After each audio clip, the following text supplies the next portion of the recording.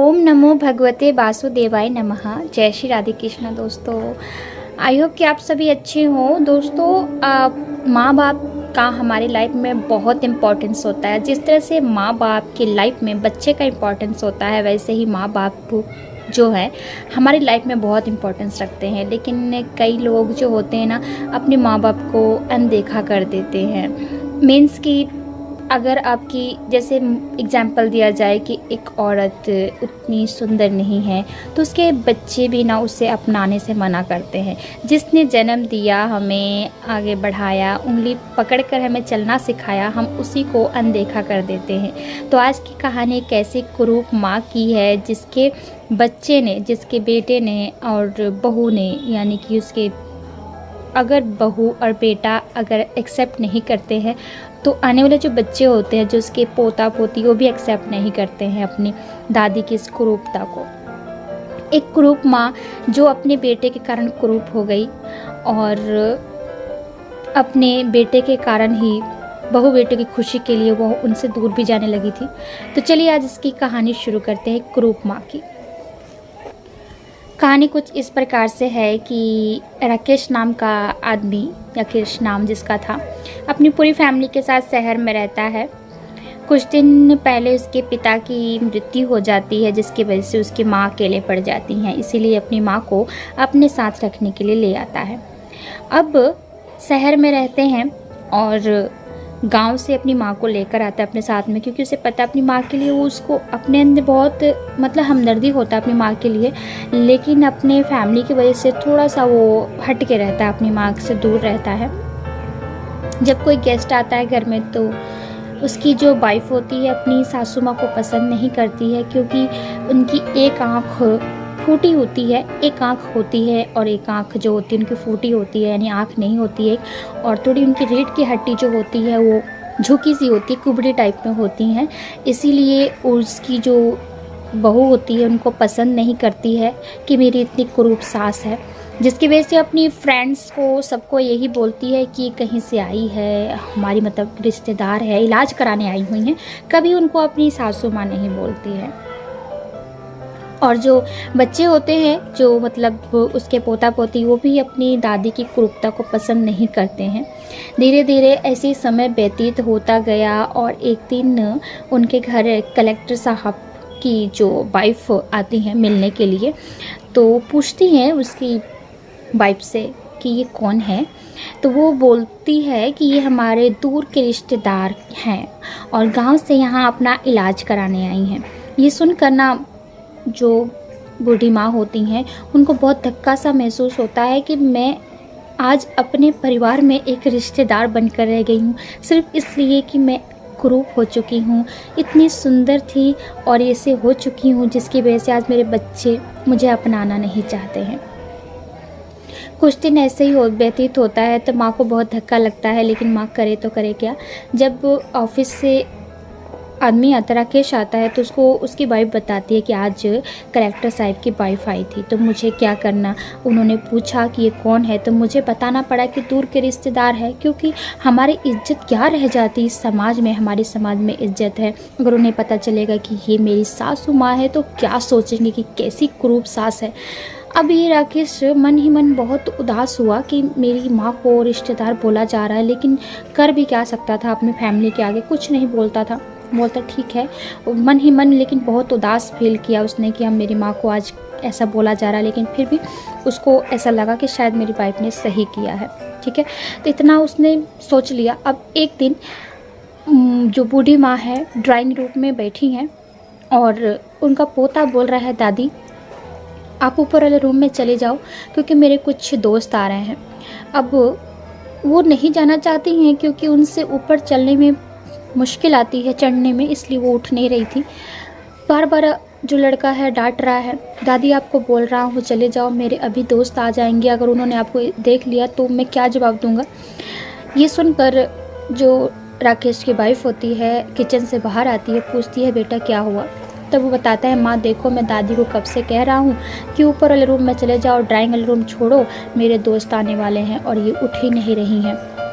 तब राकेश की बाइक चिल्लाकर बोलती है कि सही तो कह रहा है, अगर इसके दोस्त आ जाएंगे और दोस्तों के सामने आपको यहाँ पर देख लिया तो उन्होंने पूछना है मेरे बेटे से कि ये कौन है, तो ये क्या बोलेगा। अगर इसने बोला कि मेरी दादी है तो कितना इंसल्ट फील होगा मेरे बेटे का। आप चाहिए ऊपर उस वाले रूम में चले जाइए।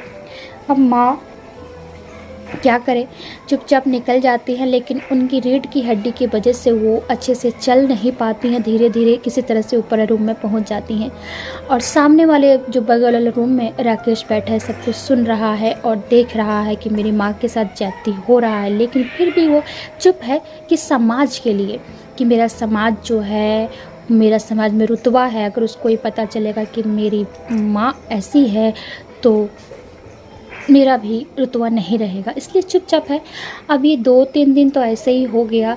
अब दोनों हस्बैंड वाइफ आपस में बात कर रहे हैं कि हम तो आप माँ को लेके चले आए हैं यहाँ पर और डेली कोई ना कोई आता है, मुझे मुंह छुपाना पड़ता है और अब सच्चाई नहीं बता पाती हूँ कि ये कौन है।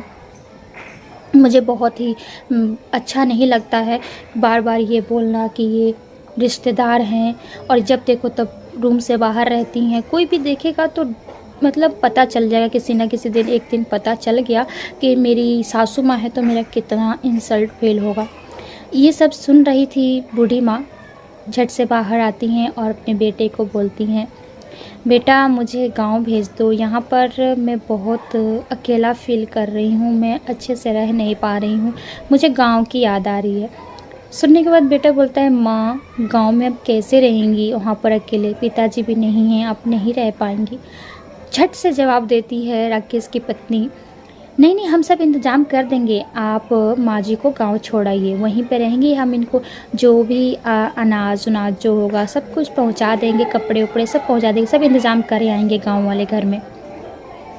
अब राकेश अपनी पत्नी की बात मान जाता है। देखिए कुछ भी हो, कितनी भी क्रूप माँ क्यों ना हो, अगर माँ माँ होती है, लेकिन उसके लिए आप अपनी फैमिली मानते हैं, आपकी फैमिली है, लेकिन उनको समझाना एक आदमी का फ़र्ज़ होता है कि अपनी माँ के लिए, अपने पिता के लिए, कि हाँ मेरी माँ है, मुझे कैसे पाला पोसा उनको ही पता होता है। तो ये तब नहीं समझ आता है जब वो अपने बच्चों को पालते पोसते हैं, तब समझ आता है। और राकेश को अभी समझ में नहीं आ रहा था कि मैं क्या गलत कर रहा हूँ। अपनी पत्नी का, अपने बच्चों का साथ देता रहा, अपनी माँ को गांव छोड़ाया। एक दिन राकेश के घर उसके चाचा जी आए, जो विदेश में रहते थे, अमेरिका। वो एक बार ही राकेश की शादी में आए हुए थे, उसके बाद वो दूसरी बार भारत आए थे। और वहाँ पहुँचते हैं तो सभी उनको देखकर प्रणाम वनाम करते हैं, लेकिन उनसे बहुत डरते भी होते हैं, क्योंकि राकेश के पिताजी के बाद राकेश का ध्यान जो रखते थे वो राकेश के चाचा ही रखते थे, और उनका बहुत ज़्यादा नाम भी था। इस वजह से उसकी पत्नी जो राकेश की बहुत उनसे भय भी रहती थी कि जैसा राकेश के चाचा बोलते थे वैसा ही वो सब करती थी। तब राकेश के जो चाचा है तो उन्होंने आते पहले अपनी भाभी को ढूंढा, यानी राकेश की माँ को। उन्होंने बोला कि भाभी कहाँ है। राकेश चुप्पी साध कर धीरे से बोला कि माँ गांव में रह रही हैं। तब गुस्से से चाचा ने बोला कि क्यों, गांव में उनका ध्यान कौन रखेगा, तुम गांव छोड़ आए हो उनको। अब इधर राकेश की पत्नी ने बोला, नहीं चाचा जी, उनको यहाँ मन नहीं लग रहा था, इसलिए हमने उनको गांव छोड़ा, और वहाँ पर उनको किसी चीज़ की कमी नहीं है, वो गांव वाले सब वो संभाल लेते हैं, गांव वालों के साथ रहना उनको अच्छा लगता है। अब देखिए राकेश के जो चाचा थे सब समझ गए कि इसकी पत्नी को यहाँ रखने का बिल्कुल मन नहीं है, ये लोग बहुत शर्म फील कर रहे हैं, उनको सब समझ आ गया था उनको। फिर भी बोलते हैं, नहीं मैं कल ही गांव जाएंगे और देखेंगे, वहाँ जाकर मैं देखना चाहता हूँ कि भाभी कैसे रह रही हैं, तुम सब भी मेरे साथ चलोगे। सबको लेके जाते हैं, वहाँ देखते हैं। जैसे ही वहाँ पहुँचते हैं तो अपनी भाभी का हाल देखकर बहुत ज़्यादा क्रोधित होते हैं। उनकी जो भाभी यानी कि राकेश की माँ जो होती हैं, उनको बुखार लग गया है, बहुत तेज़ बुखार है, कोई देखने वाला नहीं है, बेड पे लेटी हुई हैं।